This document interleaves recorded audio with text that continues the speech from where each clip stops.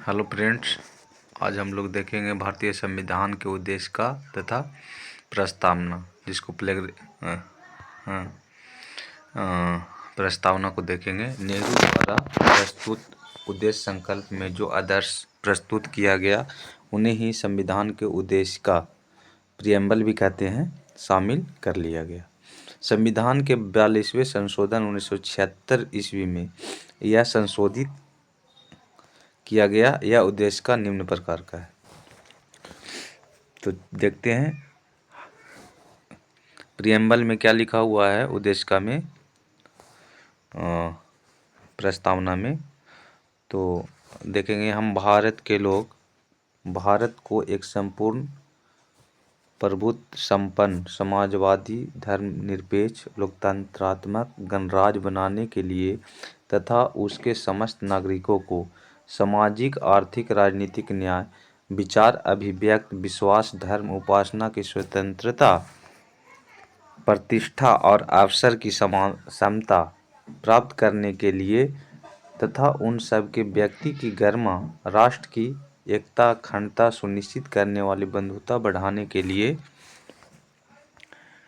दृढ़ संकल्प होकर अपनी इस संविधान सभा में आज तारीख 26 नवंबर 1949 को मिति मार्गशीर्ष शुक्ल सप्तमी संवत 2006 विक्रमी को एतत् द्वारा यह संविधान को अंगित अधिनियमित और आत्मार्पित करते हैं। तो यह किस बार शामिल किया गया? 26 नवंबर 1949 को। भारत संविधान में प्रस्तावना का विचार अमेरिका के संविधान से अमेरिका के संविधान से और प्रस्तावना का भाषा जो है ऑस्ट्रेलिया के संविधान से लिया गया है। प्रस्तावना की मुख्य बातें क्या क्या है देखेंगे। संविधान की प्रस्तावना को संविधान की कुंजी भी कहा जाता है, यानी चाबी भी कहा जाता है। प्रस्तावना संविधान का आरंभिक अंग होते हुए भी कानूनी तौर पर उसका भाग नहीं माना जाता है, संविधान का भाग नहीं माना जाता। प्रस्तावना के अनुसार संविधान के अधीन समस्त शक्तियों का केंद्र बिंदु अथवा स्रोत भारत के लोग ही हैं, है ना। इसमें भारत के लोग को मान्यता दिया गया है।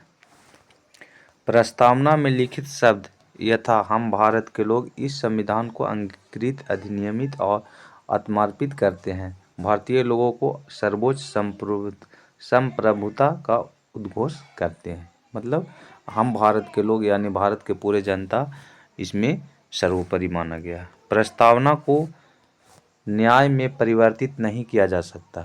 यह निर्णय यूनियन ऑफ इंडिया बनाम मदन गोपाल 1957 के निर्णय में घोषित किया गया। यानी यदि सरकार का कोई नागरिक प्रस्तावना की अवहेलना करता है तो उसकी रक्षा के लिए हम अदालत की सहायता नहीं ले सकते हैं, क्योंकि प्रस्तावना जो है प्रियम्बल जो है वो संविधान के भाग को नहीं माना जाता। देखिए आगे क्या हुआ। बेरूबाड़ी यूनियन बाद 1960 में सर्वोच्च न्यायालय ने निर्णय दिया कि जहां संविधान की भाषा संदिग्ध हो, है ना, वहां प्रस्तावना विधिक निर्वाचन में सहायता करती है।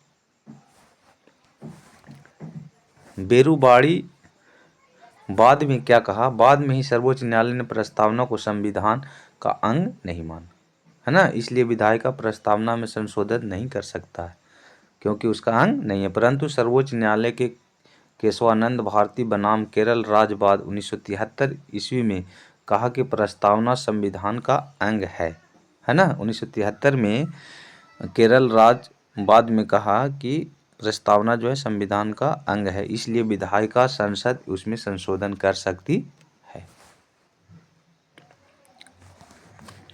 अब देखिए नेक्स्ट देखेंगे कि केशवानंद भारती बाद में ही सर्वोच्च न्यायालय में मूल ढांचा का सिद्धांत थ्योरी ऑफ बेसिक स्ट्रक्चर दिया तथा प्रस्तावना को संविधान का मूल ढांचा माना। केशवानंद भारती बाद में सर्वोच्च न्यायालय में मूल ढांचा सिद्धांत दिया और प्रस्तावना को संविधान का मूल ढांचा माना। संसद संविधान की मूल ढांचा में नकारात्मक संशोधन नहीं कर सकती है। स्पष्ट संसद वैसा संशोधन कर सकती है जिसे मूल ढांचा का विस्तार मजबूतीकरण हो, है ना। तो कहा गया कि संसद संविधान में मूल ढांचे में नकारात्मक संशोधन नहीं कर सकती है, जबकि पॉजिटिव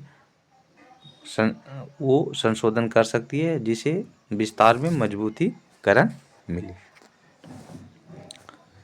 42वें संविधान संशोधन अधिनियम 1976 में हुआ, है ना। इसके द्वारा इसमें समाजवादी, धर्मनिरपेक्ष और राष्ट्र की अखंडता शब्द जोड़े गए। 1976 में जो संविधान संशोधन हुआ उसमें 3 शब्द जोड़े गए, समाजवादी, धर्मनिरपेक्ष और राष्ट्र की अखंडता। भारत के संविधान की प्रस्तावना में 3 प्रकार का न्याय, सामाजिक, आर्थिक और राजनीतिक। 5 प्रकार की स्वतंत्रता कौन कौन है? विचार, अभिव्यक्ति का और विश्वास का, धर्म उपासना का, एवं 2 प्रकार की समानता, प्रतिष्ठा और अवसर का उल्लेख भी किया गया। भारत का संविधान विश्व का सबसे बड़ा लिखित एवं सर्वाधिक व्यापन संविधान है। देखिए ये क्वेश्चन बार बार पूछा जाता है। यह अंशतः कठोर और अंशतः लचीला भी है ना, कठोर और लचीला। निम्नलिखित संविधान की अवधारणा फ्रांस की देन प्रस्तावना में प्रयुक्त स्वतंत्रता, समानता, बंधुत्व शब्द फ्रांसीसी क्रांति से ही प्रेरित है ना। भारतीय राजनीतिक व्यवस्था में संविधान सर्वोच्च है। भारत का संविधान अपना प्राधिकार भारत की जनता से प्राप्त करता है ना। भारत सरकार अधिनियम 1935 वह संवैधानिक दस्तावेज है जिसका भारतीय संविधान तैयार करने में गहरा प्रभाव है। तो इसको याद रखेंगे आप लोग। भारत में संविधान के संघीय शासन शब्द का प्रयोग कहीं भी नहीं किया गया। संविधान में भारत को राज्यों का संघ घोषित किया गया, है ना। संघीय शासन का शब्द प्रयोग नहीं किया गया बल्कि राज्यों का संघ प्रयोग किया गया। तो थैंक यू।